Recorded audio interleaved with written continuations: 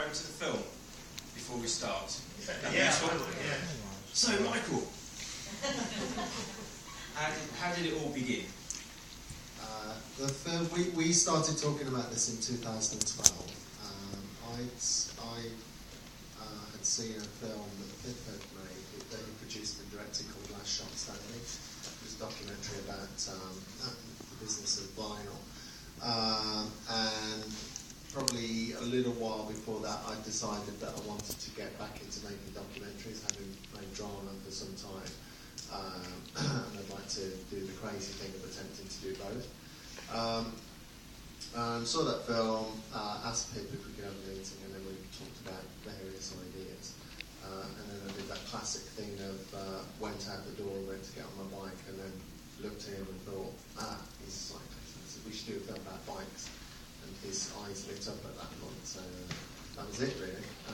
We knew that 2014 would be a big year for cycling, so we made that our target, I think shortly after that. And we started to look, didn't we, at kind of what was out there and what we'd like to do, and how did you sort of begin to come to the idea of it would be about what's just been up on screen? Yeah, I suppose there were a few guiding principles. One was that I sort of picked the core themes of transport, sport and design.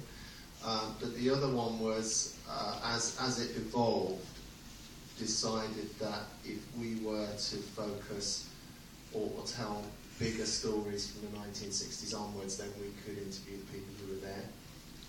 Whereas if you tell stories before that, you've either got to have, well, you just can't get as close to it, so then you need very charismatic historians, or you need amazing reconstruction or things like that. Whereas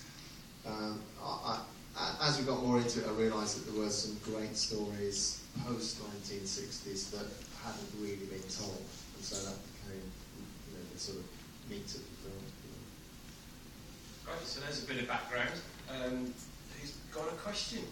He's going to be brave and go first. Someone else there. There we go. Adam. Shout it out. Regarding the Netherlands, could you tell us a bit more about what you see over there that you'd like to see here?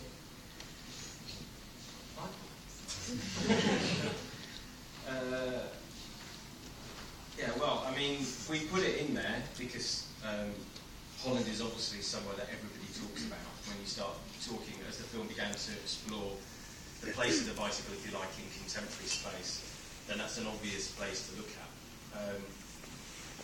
One interesting fact, when you make documentaries, you can never tell all the bits of narrative that come out.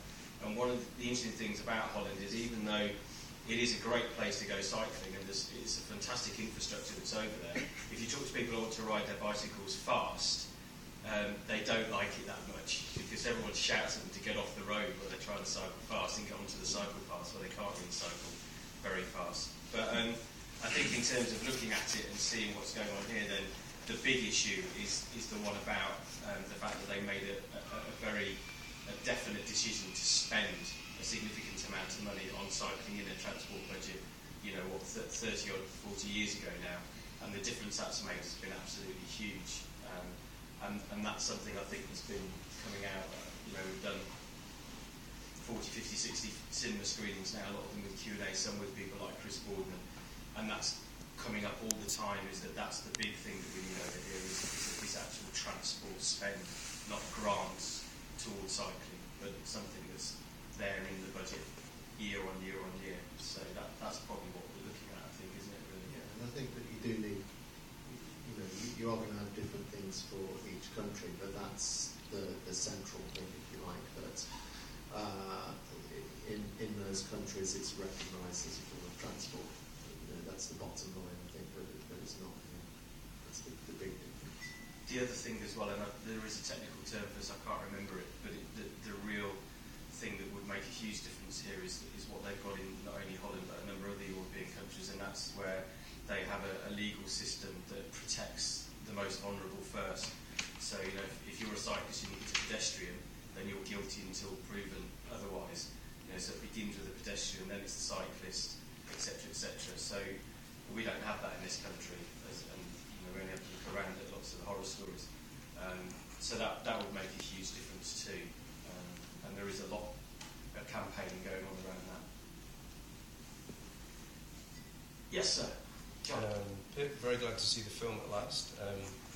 My question is really probably to Michael, but also to you. How did you decide on the narrative structure? I know you've got the three or four things you've talked about, but it's quite a complex film. So how did that evolve?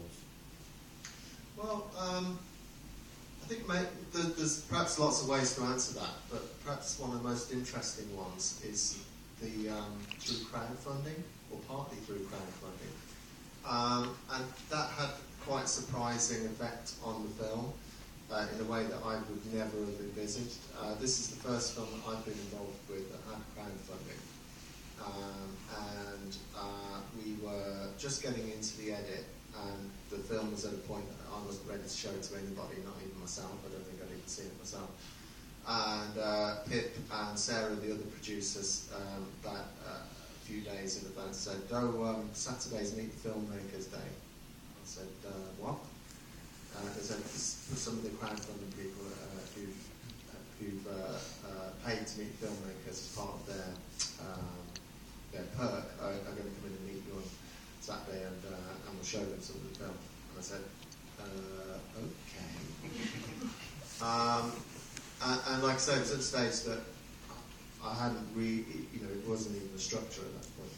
But we did have these different elements in it. We've got contemporary elements, we've got historical elements, and it was quite a challenge to put those into the same film. But when we sat, and at that point I was thinking, some of this will have to go. Maybe the Danielle story will have to go, because although it's fantastic, it may not be possible to put it together with these other elements. But what happened when people came in, I was really pleasantly surprised that people really understood it, even in a really basic form. They got what we were trying to do. And the response was so positive that I began to think, well, maybe we can put these things together. I remember doing sort of structures for it, paper scripts for it, and it kind of looked like, I don't know if it's possible to do this on paper. But once you sit in the edit and you start to put things together, then it becomes clear that in a way that you can't see on paper, you can actually put it together. And that's one of the great things about making documentaries, actually. That you can do that in documentaries as well. You'd never do that in a drama, because you'd have to have it finished on the script, on the page to begin. Traditionally, that's it.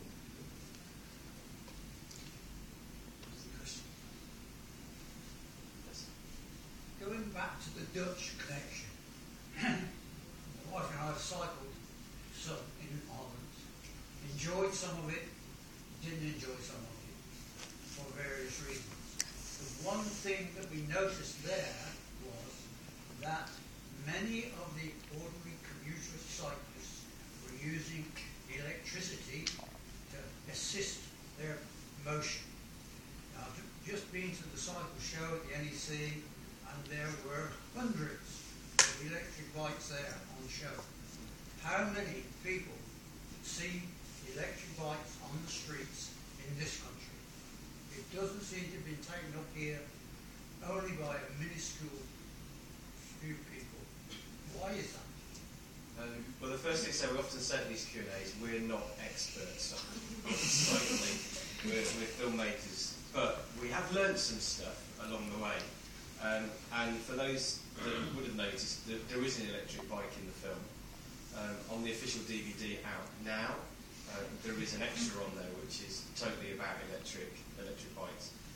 The truth is that it's taken off much bigger in Europe than it has here, but all the signs are indicating that there's going to be a significant growth in electric bikes in this country. Some of it's to do with just legislation catching up, and there's been quite big debates about limitations, how fast they can go, etc., etc. I think once some of those things get sorted out, there's a very buoyant second-hand market as well, because they are quite expensive.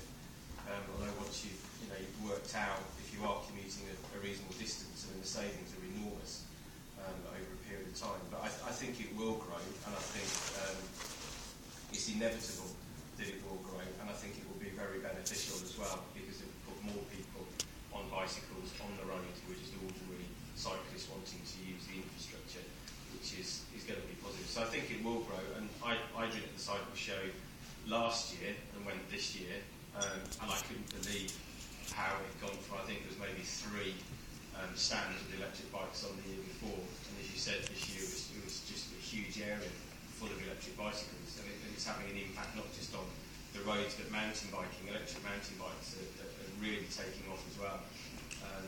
So, to assist people getting back up the hill so they can come down really fast.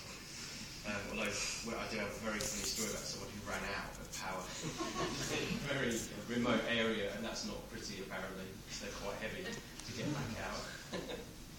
You want to talk about electric bikes? I think I was interested in one anecdote, some using film and in the DVD extra, who said that she expected her fitness level to drop when she got an electric bike, but actually it didn't. And I think that for me, having not ridden one or had any experience of them directly, using one myself, I think that was perhaps one of the most encouraging things, that it wasn't just something you could just sit on like and be powered by a bike, that you had to still ride the bike even though it was electric. So I thought that was positive. Anything else? Any other questions about the film? What will happen to the film now? How's it going to be marketed to a wider audience? Well, in a sense, it already has. I mean, we're a tiny little film company. It's impossible to compete against the big players that are out there. We don't have the funds to stick posters on the sides of buses and go on the Graham Norton show. We did try. But it's out there. Like I said, it's been phenomenal. The take-up from cinemas around the UK, and even though quite a lot of them not only take the risk and do a one-off screening, many have gone on to do more. In fact, the Electric are going to put it on again, because they've been really surprised at just how we've had so many sellouts, which has been fantastic. So we would have needed to have had a very, very significant amount of money to, on paper, have sort of convinced people that we could be in that many cinemas in the UK, and we've done it on virtually sweat equity, really. Just phoning up cinemas, convincing them, sending them the screen as they watched the film, they wanted to book it. Then they talked to others, and Picture House Cinemas particularly, which is a nationwide chain, pretty much put it in all of their cinemas. So that's done really well. We've released it on DVD, so we've got a website, you can go there, you can buy the official poster, you can even buy a licence yourself to screen it in a school, community group, cycle club, whatever. So we're using social media, as much as we can. But all films like this, whether it's ours, whether it's another small independent film that comes out, massively rely on the goodwill of people who go and see them. And if you enjoy it, then it's really about you telling other people, going on social media or other platforms or whatever, and just saying to people, I saw this film, it was really good. And that's the way that small films like ours can kind of evolve and grow. It's already screened in many places around the world, as far flung as Hong Kong and New Zealand and Australia. It's got Canada and the US coming up. We've got an international sales agent that sold it to Italy and convinced they're going to sell it to lots of other countries, which is great. So it gets seen that way. And obviously we want to get it on UK television. We've had different conversations with UK broadcasters, but we've been kind of holding off a little bit because the film's been quite successful. So we kind of want to hold off a little bit until hopefully they're chomping at the bit, one of them, they really want to put it on air. So yeah, that's where we're at the moment, isn't it, really? Yeah, it struck me as to be quite interesting to people who are not particularly interested in bikes. It's not sort of just for bike nuts, is it? Because there's some good human interest stories. Yeah, I think even a little girl at the end, riding a bike in what I recognise as Kingseat Park. Yes, his daughter. That was really important, that the stories stood up regardless of them being about cycling or bicycles, that they were just good stories. And I think that's absolutely right, that therefore it should work for anybody. Some of the best reactions have been from people who don't know anything about cycling or don't cycle. That's been really gratifying. So it would be great to have a wider audience, for sure. again, the way that we're doing